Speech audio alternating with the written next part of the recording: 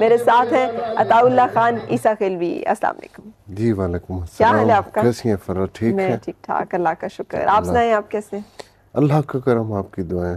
کل کا عطاء اللہ خان نیازی اور آج کا عطاء اللہ خان نیازی. پہلے بھی آپ نے وہ نیازی کہہ دیا تو بہت سارے نیازیوں کو اس بات کی تکلیف ہوتی ہے کہ عطاء اللہ خان عیسیٰ خیلوی. ہاں، مجھے نیازی کیوں کہا جاتا ہے؟ ہاں کیوں لگا لیتے ہیں اپنے ساتھ؟ کیوں تکلیف کیوں ہوتی ہے؟ جب سرائکی بیلٹ ایریا تو نہیں، ہماری کاسٹ ہے نیازی، لیکن اس لیے کہ یہ نیازیوں کا کام نہیں ہے. ان کا اپنا خیال ہے. ہاں، بڑے تکلیف دہ خیال ہے ان کا. بہرحال کیا کہا جا سکتا تو ہے. آپ انہیں سمجھاتے نہیں ہیں کہ دیکھیں آپ کی وجہ سے نام عیسیٰ خیلوی کہاں دنیا میں، جہاں تک نیازی، جہاں کسی کو پتہ بھی نہیں کہ نیازی ہوتے کون ہے، وہاں تک پہنچا ہے. بہرحال مجھے یہ زیادہ اچھا لگتا ہے، عطاء اتنا اللہ خان. مانوس ہو گیا ہے دل اس سے. عیسیٰ خیلوی میرے گاؤں کا نام ہے، اور اپنی مٹی تو بہت عزیز ہوتی ہے، بہت پیاری ہوتی.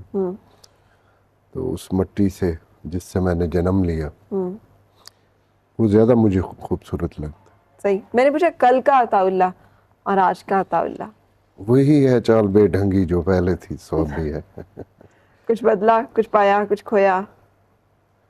ہاں اس طرح تو ہوتا ہے فرق. پھر وقت کے ساتھ ساتھ کچھ بندہ پاتا ہے، کچھ کھوتا ہے. لیکن سب سے میری خوش قسمتی کہ وہ ایک ہمارے بہت اچھے شاعر فاروق روکھڑی صاحب، ان کا ایک بڑا اچھا شعر ہے کہ آسماں گھور کے نہ دیکھ مجھے، اب تو بیٹے جوان ہیں میرے. ارے واہ، ہاں واہ واہ. تو یہ بات ہے کہ اب ماشاءاللہ سانول بڑا ہو گیا، تو اس کو دیکھ کے، بلاول کو دیکھ کے ہمت اور حوصلہ بڑھ جاتا. صحیح. یہ ایک باپ کی فیلنگ نا. لیکن مجھے آرٹسٹ ہے بیچ میں. اچھا مجھے یہ بتائیں، وہ تو فرق میری زندگی کا ایک حصہ ہے، یہ یوں کہہ لو کہ اس کے بغیر تو اپنی تکمیل نہیں ہوتی.